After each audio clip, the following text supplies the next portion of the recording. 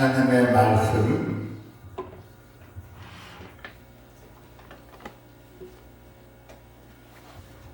시편의 142편서부터 1절부터 7절입니다. 142편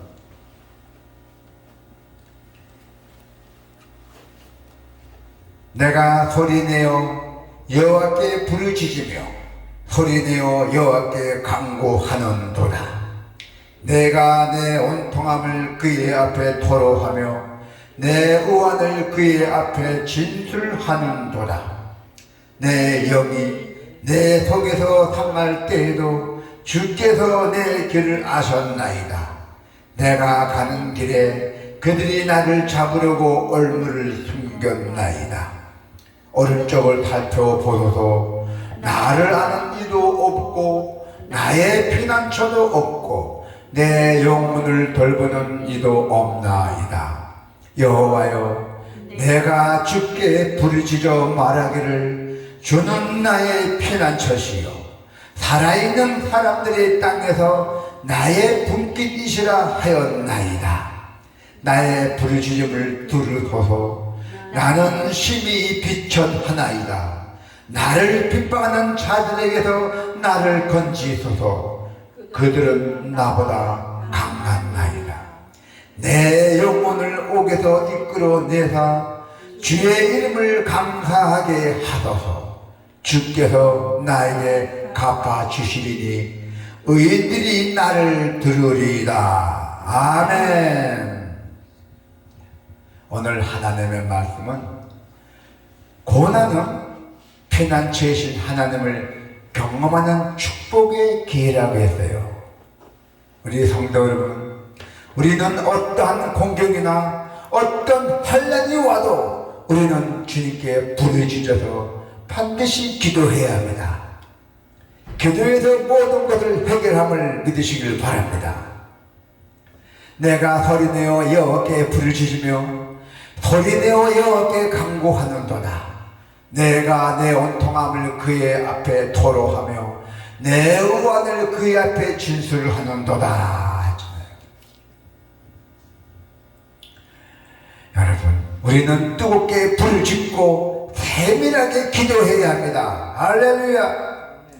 우리는 소리내어 불을 지져야 합니다. 고요한 기도도 응답을 받으나 소리 높여 불을 지질 때 기도의 방해물이 없어지고 마음이 뜨겁고 힘 있는 기도가 될 줄로 믿습니다. 여러분, 우리는 모든 사정을 세밀하게 고해야 돼요. 하나님께 세밀하게 기도해야 된다는 것입니다. 괴로운 일들이 이 가시덤불 같이 막 얽혀 있을지라도 우리는 그 주님 앞에 그 모든 것을 다 쏟아부어야 돼요. 쏟아부어서 우리가 세밀하게 나의 뜬 같은 모든 것을 다 아뢰고 또 세밀하게 주님께 진술하는 아주 기도가 있어야 된다는 것입니다. 네, 우리는 꼭 기도가 필요해요. 나의 길을 아시는 하나님께 기도해야 합니다. 우리의 갈 길은 오직 여호와께서 인도하실 줄로 믿습니다. 할렐루야. 네. 내 영이 내 속에서 상할 때에도 주께서 내 길을 아셨나이다. 내가 가는 길에 그들이 나를 잡으려고 얼물을 숨겼나이다. 오른쪽을 살펴보소서. 나를 아는 이도 없고 나의 피난처도 없고 내 영혼을 돌보는 이도 없나이다고 말씀하고 있습니다. 주님은 나의 고난의 길을 잘 알고 계십니다. 미리 다 알고 계십니다. 아시는 분에게 해결의 열쇠가 있다고 했습니다. 아는 자에게 지혜가 충만하다고 있다고 했어요. 나의 길에 얼무가 있는 것도 다 알고 계십니다. 내가 가는 길에 누가 나를 얼물을 쳐고 나를 갇히려고 다 알고 계신다는 것입니다. 주님께서 모든 것을 잘 알고 계셔요. 그러니 우리가 가르쳐 주신 나입니다. 누가 가르쳐 주셨어요? 주님께서 우리를 다 그 길을 인도해 주실 줄로 믿습니다. 나를 도울 자가 없는 것도 다 알고 계세요. 또 그리고 나에게 아는 자도 피난처도 돌보는 자도 없는 것을 아시는 하나님께서 우리와 함께 해주실 것을 믿습니다. 우리는 믿음으로 겸손하게 기도해야 돼요. 믿음으로. 어떻게 하면 믿음으로 겸손하게 기도해야 됩니까? 자, 오늘 5절에서 6절 한번 볼까요? 5절에서 6절. 여호와여, 내가 주께 부르시려 말하기를 주는 나의 피난처시요 살아있는 사람들의 땅에서 나의 분깃이시라 하였나이다. 나의 부르짖음을 들으소서. 나는 심히 비천하니이다. 나를 핍박하는 자들에게서 나를 건지소서. 그들은 나보다 강한나이다 했잖아요. 우리는 그럴수록 믿음으로 겸손하게 기도해야 한다는 것입니다. 하나님이 피난처이심을 믿고 우리는 기도해야 합니다. 할렐루야. 나의 안전은 하나님께만 있는 것입니다. 할렐루야. 하나님의 나의 기업을 이심을 믿고 우리는 기도해야 됩니다. 하나님의 우리를 모든 것에 승리해 주실 줄 믿고 우리는 기도해야 한다는 것입니다.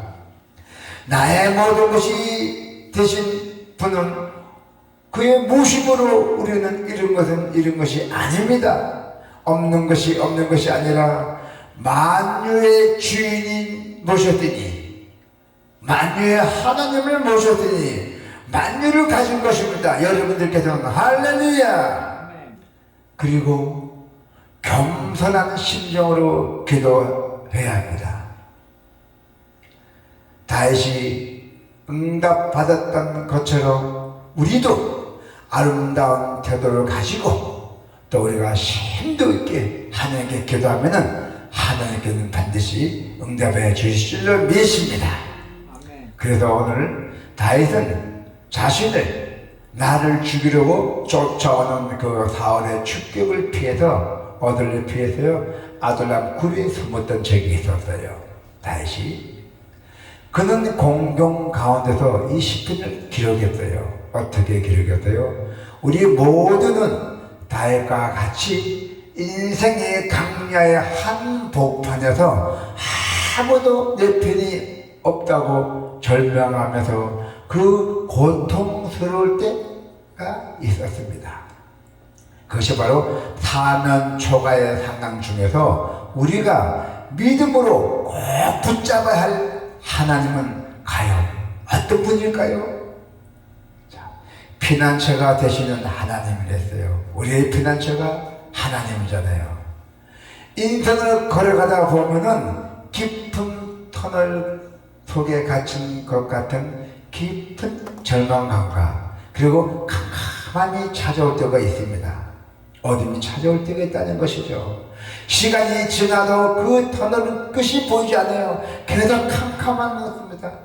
그러나 우리가 그런 절박하고 또 그 어려운 상황을 우리가 잘 알아주는 사람도 주변에 있어요. 그래서 다윗은 사울이 자기를 죽이려고 추격에 오는 그 위급한 상황 속에서도 어떻게 했어요? 절망감을 여러 번 느껴야 했대요. 내가 이제 죽을 때 됐나? 내가 얘 이렇게 됐나? 그렇게 뭐 절망감을 가질 때가 있었던 것입니다. 그것도 한두 번도 아니고 여러 번은 내가 절망을 가졌던 게 있었어요.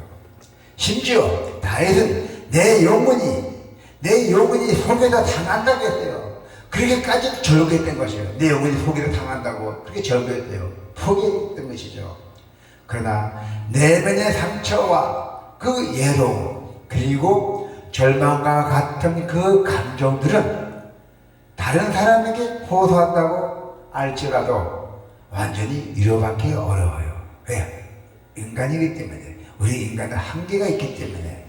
아무리 우리가 친밀한 사이라도 내 개인이 처한 상황을 완벽하게 이해하기는 어렵기 때문이죠. 인간이기 때문에. 그러나 우리의 모든 것을 온전히 잘 아시는 하나님은 우리를 상하고 불안하며 절망하는 모든 감정을 다 헤아리고 계신다는 것입니다. 그래서 오직 하나님만이 피난처가 되시고 이루조가 되실 줄로 믿습니다. 이 진리를 알았던 다윗이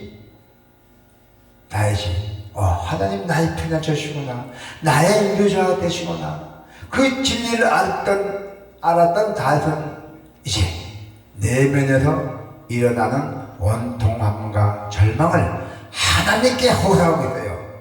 그 마음을 알아낸 바로 그게 기도의 자리가 됐어요. 성도에서 그 숨어있던 그 장터가 이제는 기도의 장터가 됐다는 것입니다. 그래도 하나님은 다윗의 그 간절한 그 기도를 들으시고 이 세상 그 누구도 줄 수 없는 완전한 도움을 하나님께서 허락하셨던 거예요. 부르짖는 기도로. 그래서 위기와 고난 앞에서 힘들 때, 그리고 모든 아픔을 아시는 하나님께 나아가시기를 여러분 바랍니다. 그리고 유일한 피난처신 하나님이 우리를 만나 주실 것을 믿습니다. 또 상하고 낙심한 마음을 우리에게 이루어 주십니다. 그리고 찢긴 마음을 치유해 주실 것을 믿습니다. 우리는 그 어떤 상황을 반드시 이겨낼 수 있는 자신감을 주시고 우리에게 회복시켜 주실 것을 믿습니다. 그리고 하나님께서 우리를 보상해 주시는 하나님이라고 또 믿습니다.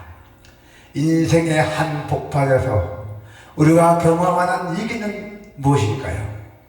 우리가 이 인생에 살아가면서 경험하는 위기, 경험, 가까운 친구의 배신, 사업의 실패, 건강했던 육체의 그 찾아온 질병 등 우리의 인생의 위기는 너무나도 다양한 모습으로 우리를 찾아옵니다. 이러한 위기 앞에서도 우리가 더 절망하는 이유는 우리의 힘으로는 그 문제를 제대로 해결할 수 없기 때문입니다. 생각지도 않는 우리의 위기도 많이 찾아오잖아요. 경험자들 다 하잖아요. 누가 나에게 이렇게 했고자 할까? 우리 자식이 나한테 이렇게 했고자 할까? 그 상상도 못한 일이 다 찾아왔잖아요. 다 기도가 부족이었어요.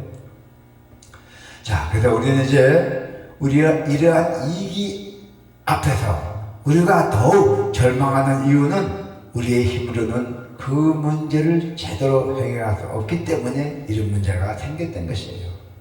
그래서 다윗 역시도 사울이 추격하는 그 위기의 상황을 피하기 위해서 처음에는 다른 사람을 의지해 보기도 하고 자신의 지혜로만 대처하기로 했대요.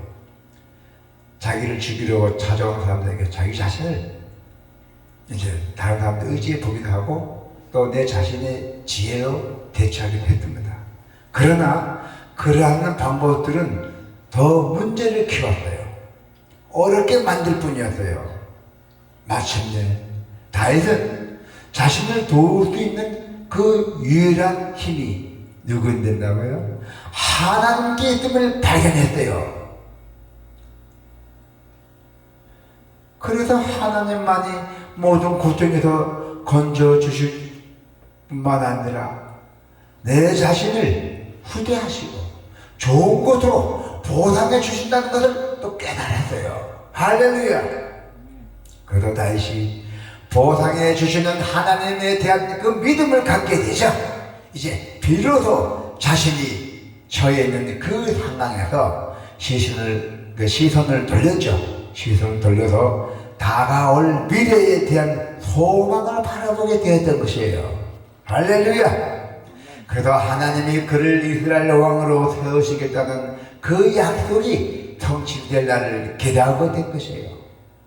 하나님께서 다윗에게 앞으로 이스라엘 왕으로 한다는 그런 것까지 다 봤던 것이에요.